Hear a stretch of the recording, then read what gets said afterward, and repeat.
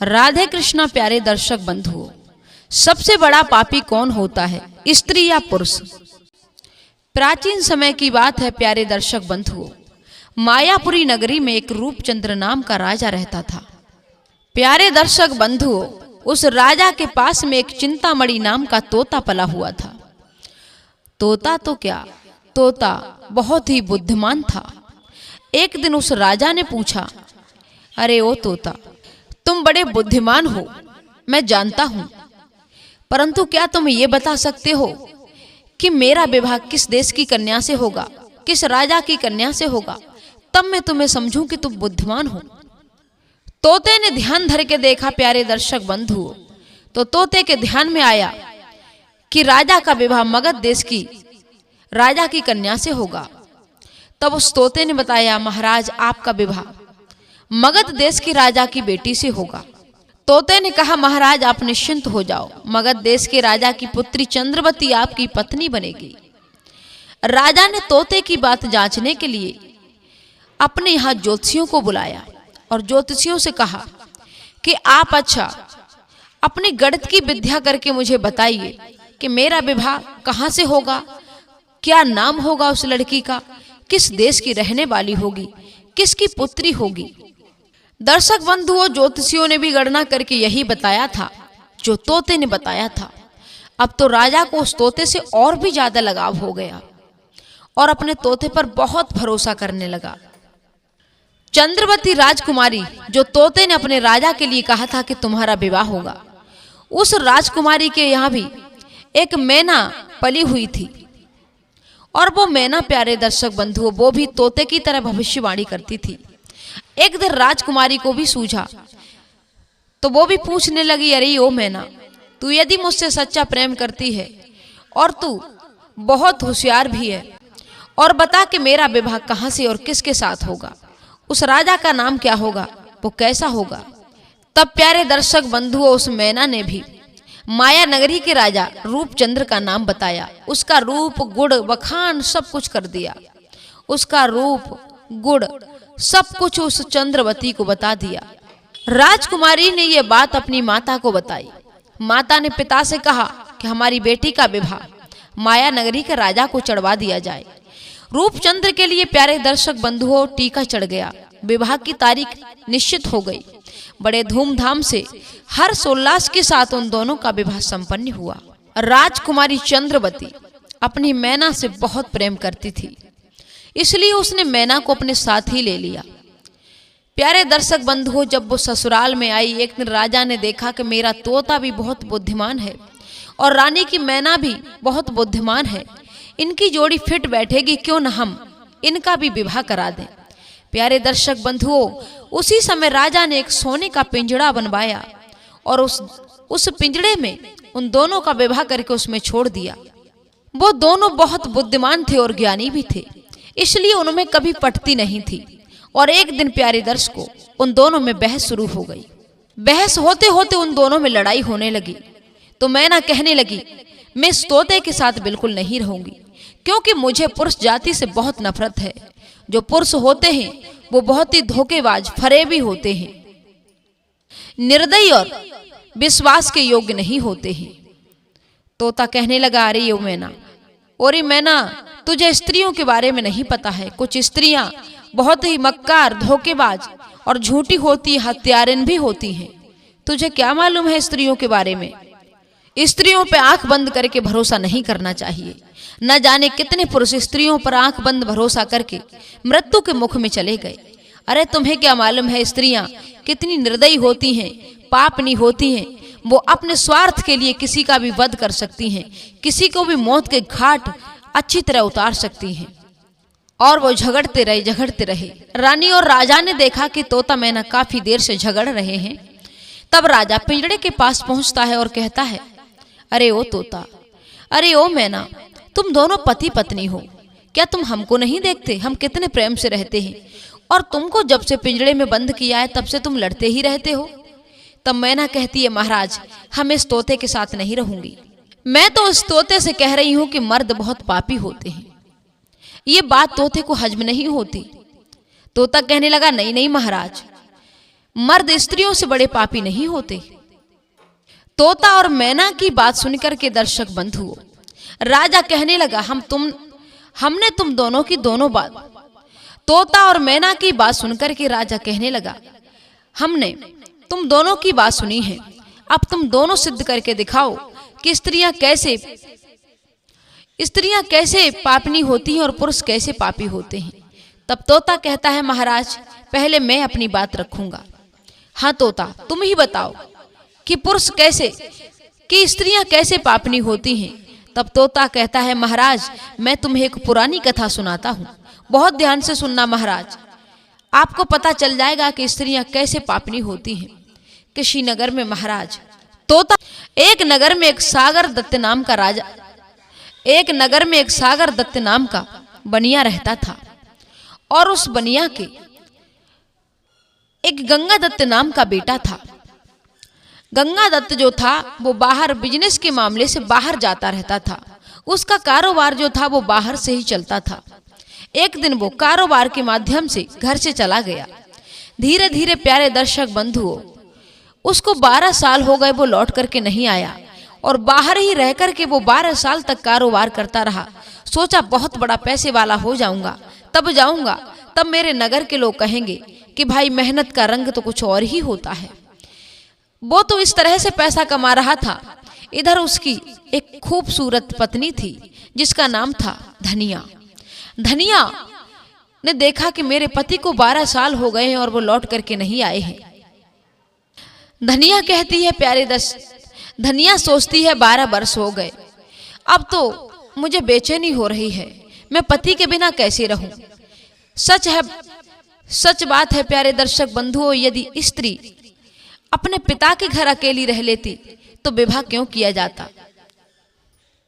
ये बात पुरुषों को सोचना चाहिए कि स्त्री यदि अकेली रह लेती तो पिता के घर भी रह लेती, वो किसी पुरुष के साथ बंध करके पूरा जीवन का फैसला करके क्यों चली आती। प्यारे दर्शकों, ये बात पुरुषों को अच्छी तरह से अपने दिमाग में बिठा लेनी चाहिए। अब धनिया और यदि कोई स्त्री पति के रहते हुए भी किसी परस पुरुष से संबंध बनाए, ये बात स्त्रियों के लिए निंदनीय है। और यदि उसका पति उसके साथ है और वो पतिव्रता बनकर के रहती है, वो स्त्री इस समाज में, इस दुनिया में देवी के योग्य होती है। स्त्री को भी अपने पति की मजबूरी समझनी चाहिए। यदि किसी का पति परदेश में गया है तो कोई व्यक्ति अपने घर से खुशी खुशी जाना नहीं चाहता। हर व्यक्ति को बुरा लगता है अपने घर से दूर जाना, अपनी पत्नी से दूर जाना, बच्चों से दूर जाना, माता पिता से दूर जाना। और यदि वो मजबूरी में गया भी है और फंस गया है तो उस समय स्त्री को धैर्य बना करके रखना चाहिए, अपने ऊपर काबू रखना चाहिए, भगवान की भक्ति में लगे रहना चाहिए। धनिया को अब तो वासना ने पकड़ लिया था। धनिया अपने आप पर काबू नहीं रख पाई और एक दिन वो छत पर खड़ी हुई थी। रास्ते में उसने देखा, नीचे झांक करके देखा कि गली में एक नौजवान पुरुष, बड़ा खूबसूरत पुरुष जा रहा है। वो उस पर अपना दिल हार बैठी। और कहा भी है किसी ने प्यारे दर्शक बंधुओं के, राजा, स्त्रियां और लताएं उसी का सहारा लेती हैं जो सबसे नजदीक उनके पास होता है, जो उनके पास रहता है, उसी का सहारा ये बहुत जल्दी ले लेते हैं। उस धनिया ने मन में प्रण कर लिया कि मैं इस पुरुष से मिलकर रहूंगी। उसने अपनी सहेली के घर उस पुरुष को बुलवा लिया और दर्शक बंधुओं वो भी गई। उन दोनों में मित्रता हो गई।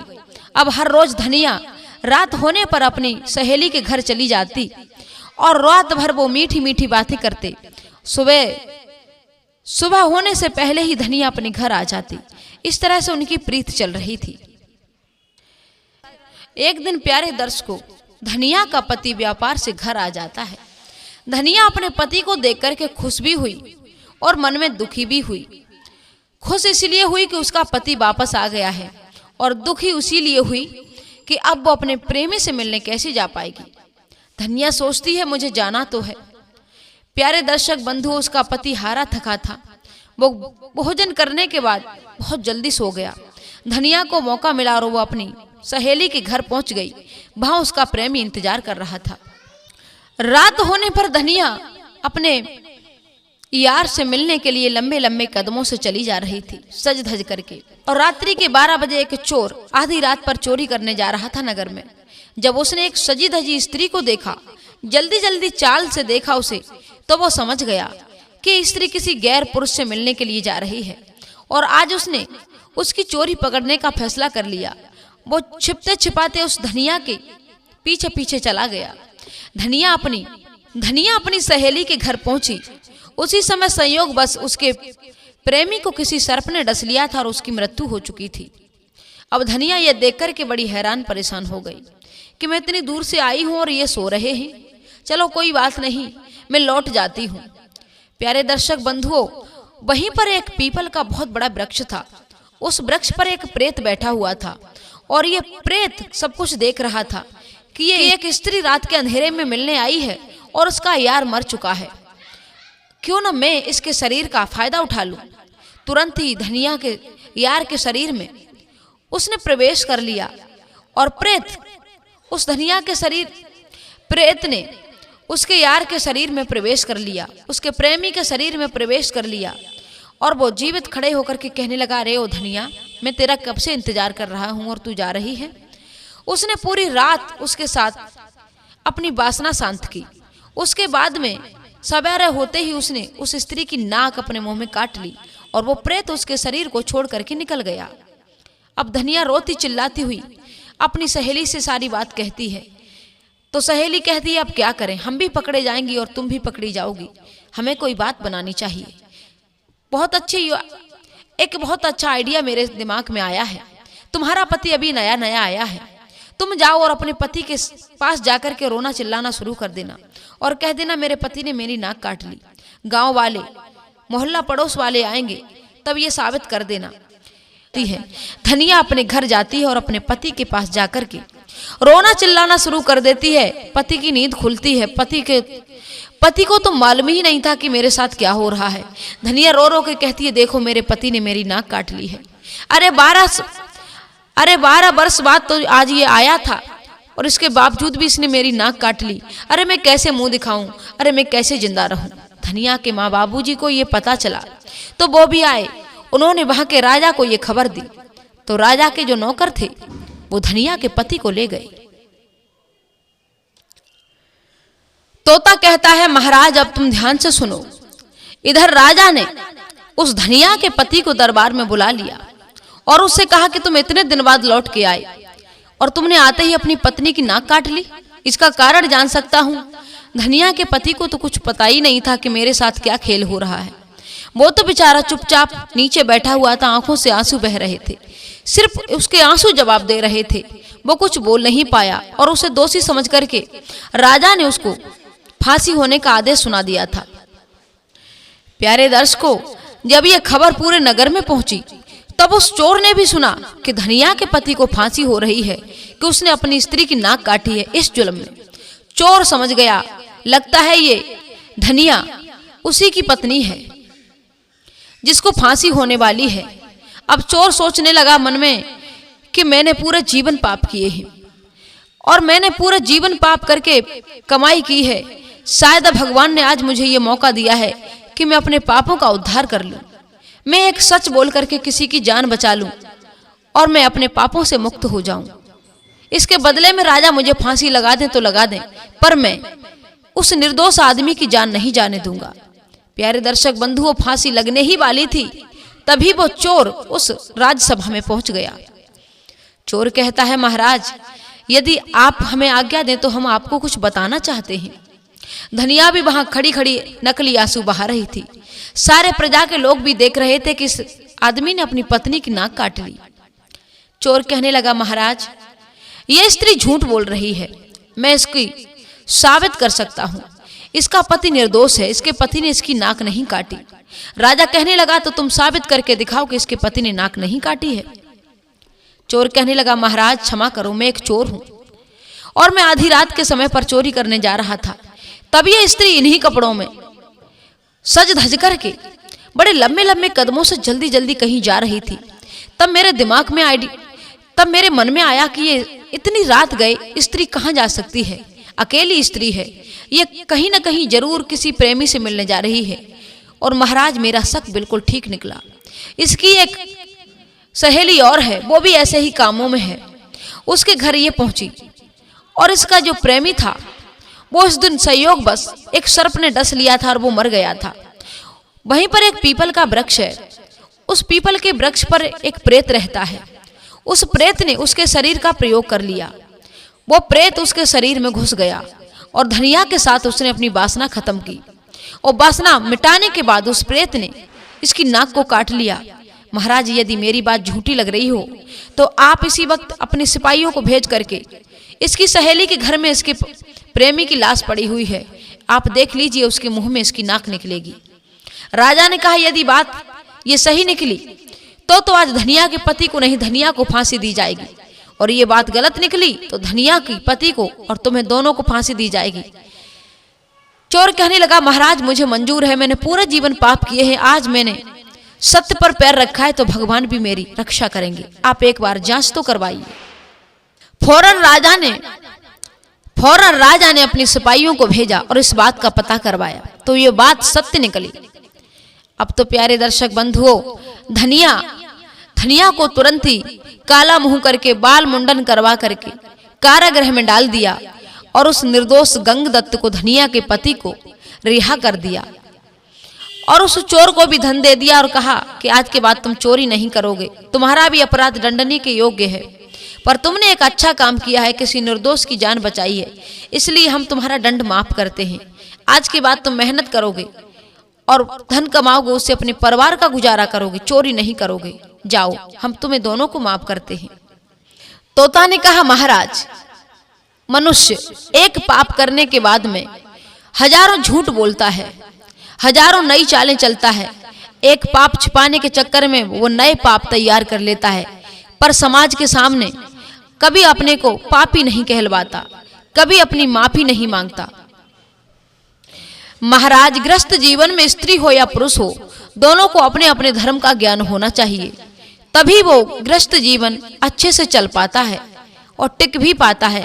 रिश्ता तो विश्वास पर टिके होते हैं, पति पत्नी को एक दूसरे का विश्वास बन करके रहना चाहिए। तोते की बात सुनकर के मैना कहने लगी महाराज मैं तोते की बात से सहमत नहीं हूं। राजा कहने लगा क्यों?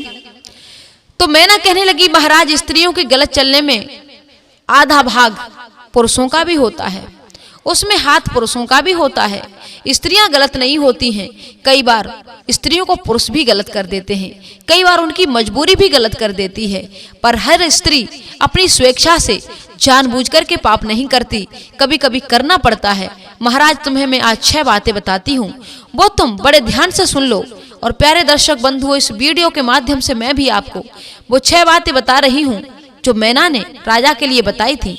जो गृहस्थ जीवन में इन 6 बातों को उतार लेता है, जो पति पत्नी इन 6 बातों का ध्यान रखते हैं, वो कभी गलत नहीं, वो कभी अपना रास्ता नहीं बदल सकते। पहली बात, स्त्री गलत मार्ग पर निकल जाती है, उसमें पुरुष भी कहीं ना कहीं जिम्मेदार होते हैं। महाराज पहला कारण, पुरुष को स्त्री को लंबे समय तक घर पर नहीं छोड़ना चाहिए, अकेले नहीं छोड़ना चाहिए, या किसी काम में इतना बिजी नहीं होना चाहिए जो अपनी स्त्री का ही ध्यान ना रहे।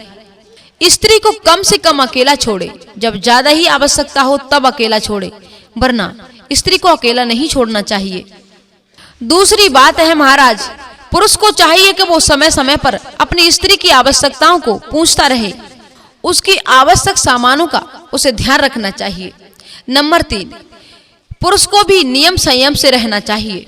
उसकी पत्नी को कोई उसका कार्य बुरा लगे और उसके गलत राह चलने पर उसे मजबूर कर दे। नंबर 4 महाराज, नशा आदि में लिप्त होकर के वो अपनी जिम्मेदारियों से ना भागे, अपने चरित्र को स्वच्छ और पावर रखे, समाज में अपनी इज्जत और मान सम्मान रखे, अपनी पत्नी का भी। नंबर 5 महाराज, अपने मित्रों को अपने घर पर ना बुलाएं, उनसे बात करनी हो किसी बात से तो उन्हें अपने घर पर से बाहर ले जाएं। अपनी स्त्री को घूमने या पड़ोसियों के घर जाने की आजादी ना दें। यदि कोई काम है तो स्वयं उनके साथ जाएं। बाहरी लोगों पर भरोसा करके अपनी पत्नी को उनके बीच अकेला कभी ना छोड़ें।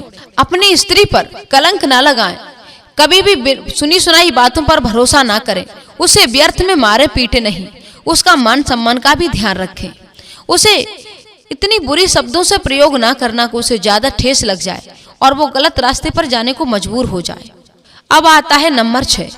प्यारे दर्शक बंधुओं, उसे दुष्ट स्त्री पुरुषों से दूर रखें, क्योंकि कहा जाता है कि मालिक अगर सही ना हो तो उसकी स्त्री और नौकर चाकर बिगड़ जाते हैं। समय समय पर उनकी जांच पड़ताल करते रहें, समय समय पर जांच पड़ताल करते रहें। सबसे बुरी बात है आज हमारे भारतवर्ष में, पूरी दुनिया में ये मोबाइल क्या चले हैं, ये बहुत बुरी चीज चली है। कुछ लोग इसका सदुपयोग भी करते हैं और कुछ ज्यादातर लोग इसका दुरुपयोग ही करते हैं। इसमें इसमें कुछ बुरे चित्र भी आते हैं, अच्छे चित्र भी आते हैं। कुछ लोग बुरे ही चित्र देखते हैं, कुछ अच्छे ही चित्र देखते हैं। तो मेरा आपसे निवेदन है प्यारे दर्शक बंधुओं के अपने बच्चों पर, अपनी बीवियों पर आप मोबाइल दे रहे हो तो इसमें समय समय पर जांच पड़ताल करते रहें कि हमारे बच्चे क्या देख रहे हैं, पढ़ाई कर रहे हैं, हमारी बीवी क्या देख रही हैं, कहीं सीरियल तो ज्यादा नहीं देख रही हैं, उनके मन पर गलत प्रभाव पड़ जाए। मैं किसी की मन को इस बात को कह करके ठेस नहीं पहुंचाना चाहती, फिर भी आपको अच्छी लगी हो यदि आपको ये वीडियो अच्छी लगी हो तो मेरे चैनल को, भाग्य मंथन यूट्यूब चैनल को सब्सक्राइब, मेरे भाग्य मंथन यूट्यूब चैनल को सब्सक्राइब कर लें। कमेंट में राधे कृष्णा लिख करके जरूर